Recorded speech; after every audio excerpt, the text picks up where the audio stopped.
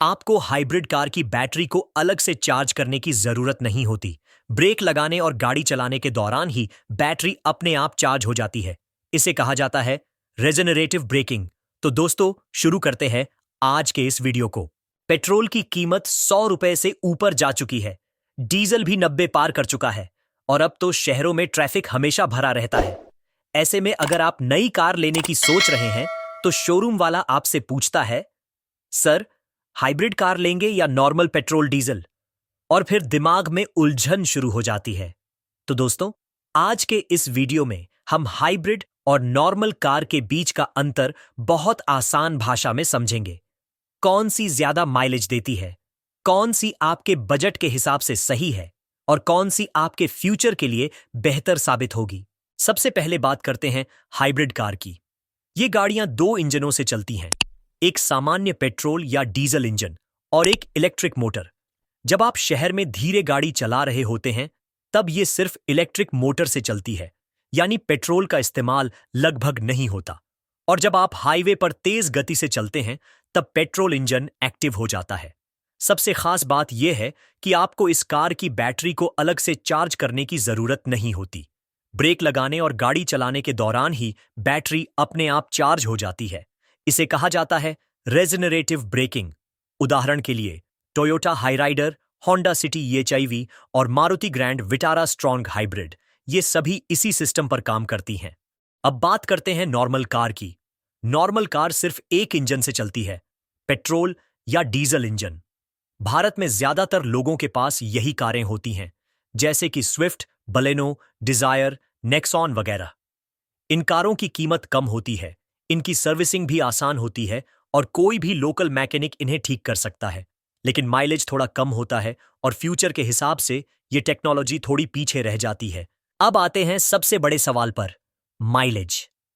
Hybrid कारें आमतौर पर देती हैं 25 से 28 किलोमीटर प्रति लीटर तक का एवरेज। वहीं नॉर्मल पेट्रोल कारें देती हैं करीब 17 से 20 किलोमीटर प्रति लीटर तक। अगर आप हर दिन 50 किलोमीटर गाड़ी चलाते हैं तो हर महीने करीब 2 से 3 हजार रुपये तक की पेट्रोल बचत हो सकती है। लेकिन सिर्फ माइलेज देखकर फैसला नहीं लिया जा सकता, आगे और भी बातें हैं।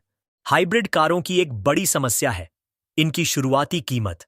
उदाहरण के लिए होंडा सिटी पेट्रोल 12 लाख रुपए, होंडा सिटी हाइब्रिड 18 लाख रुपए, यानी सीधे 6 लाख रुपए का अंतर। अब सोचिए, अगर आप हर महीने 3,000 रुपए की पेट्रोल बचा रहे हैं तो इस 6 लाख रुपए की भरपाई करने में लगभग 16 से 17 साल लग सकते हैं। तो अगर आप केवल 3-4 साल के लिए कार खरीद रहे हैं तो हाइब्रिड महंगी लग सकती है।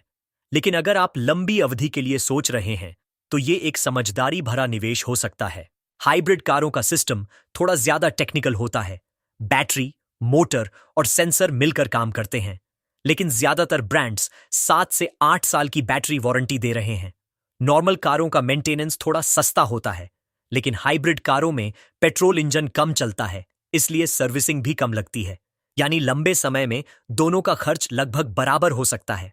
आज जब हर शहर में प्रदूषण बढ़ता जा रहा है, हाइब्रिड कार एक जिम्मेदार विकल्प बन सकती है।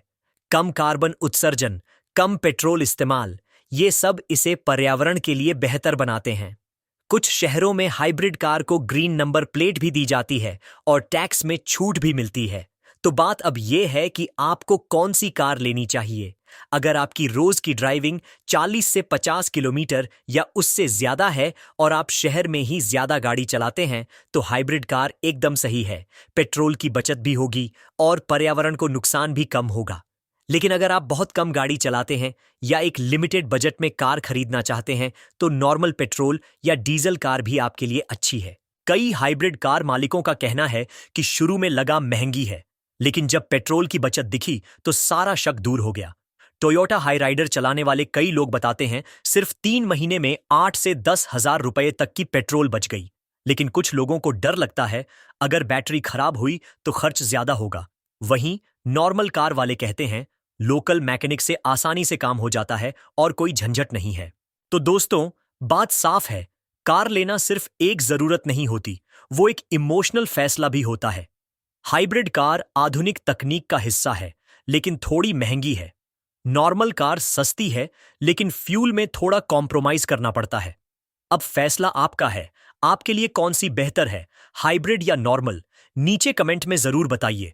और अगर ये वीडियो पसंद आया हो तो लाइक का बटन दबाइए, चैनल को सब्सक्राइब कीजिए और बेल आइकन भी दबाइए ताकि ऐसी जानकारी आप तक सबसे पहले पहुंचे।